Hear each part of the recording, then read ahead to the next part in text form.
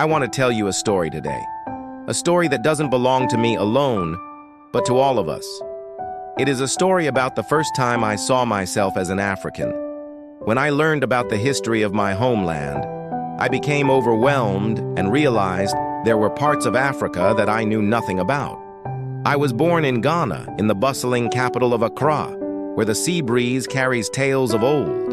My grandfather's stories about the past sparked my curiosity.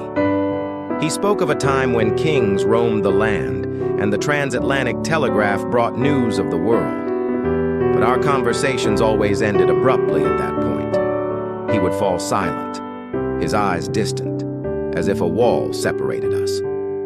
And I sensed there were chapters of our history that he had left unwritten. But as I grew older, driven by an insatiable thirst for knowledge, I delved into books and articles seeking answers. That's when I stumbled upon a tale that shook me to my core. The story of the Great Plunder, the story that changed the fate of an entire continent. Imagine with me, on the shores of the seventh moon, huge ships as huge as iron snakes, unloading their soldiers and hunting humans like fish. They came from distant lands across the sea, carrying with them diseases that ravaged our people. Chained youths are crammed into the bellies of ships. The screams of mothers are lost in the waves, and ships set sail across the Atlantic. On the other side of the ocean, bodies are sold as commodities, and plantations in the New World are built on the bones of Africans. The story doesn't end there. It's a tale that echoes through the ages, shaping the world we live in today. Fast forward to the 19th century, and imagine a scene that seems straight out of a nightmare. The year is 1884, and the place is Berlin. A conference convened by the European powers. The men who attended were like wolves in suits, and the map of Africa hung above them like prey. They divided our continent among themselves as if we weren't there, as if our people's lives and futures held no value. This tale is not one of fairy tales or make-believe. It is a harsh reality of our past. It is a story that must be told and remembered so that it never repeats itself. These men carved up our continent with their pens, ignoring our borders, our cultures, and our very existence. They drew lines that separated communities that had lived together for generations and created conflicts that continue to echo even today. The story takes another dark turn as we delve deeper. Imagine working in the heart of a dense forest, the air thick with the smell of damp earth and decaying leaves. You are surrounded by trees that have stood for centuries, silent witnesses to the horrors that unfold. Your task is to collect rubber, but the demand is relentless, and if you don't meet it, the consequences are brutal. The overseers watch you with cold, hard eyes, and if you falter, they cut off your hand with a sharp knife. Blood stains the ground, and the pain is excruciating, yet you must go back to work.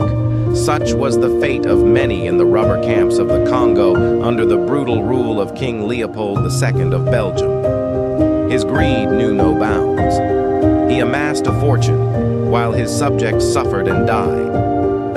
The story of Africa is a story of resilience in the face of such adversity.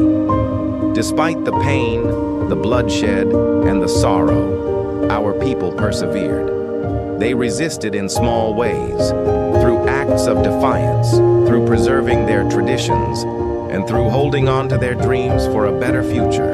As I continue this journey of discovery, I am struck by the realization that our past is not just about pain and suffering. It is also about strength, unity, and hope. Today, the story continues. Beneath the scorching sun, men dig for cobalt and gold, fueling the industries that power our world. They toil in dangerous mines where safety is a distant thought, and their work feeds the insatiable appetite of giant corporations. Meanwhile, oil pumps silently extract the black gold that drives our modern world, enriching foreign companies while leaving the land scarred and broken. And so the story goes on. Like a never-ending cycle, young people risk everything, boarding rickety boats and setting sail across treacherous waters, hoping for a better life in Europe. They dream of escaping poverty and violence, only to find themselves trapped in a web of exploitation once again. As I reflect on this tale, I am filled with a mix of emotions. Anger at the injustice, sadness at the suffering, but also pride in the resilience of my people. We have come a long way, yet the story is far from over.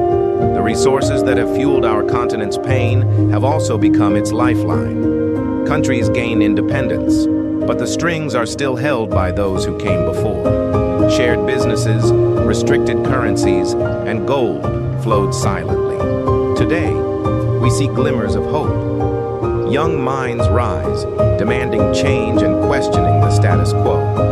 But the path to true freedom is not easy. Old habits die hard, and the legacy of exploitation runs deep. As I close this chapter of our story, I am reminded of the words of our ancestors who, despite the chains that bound them, never lost hope. They dreamed of a day when their children would walk tall, proud, and free. Today, their children do walk tall.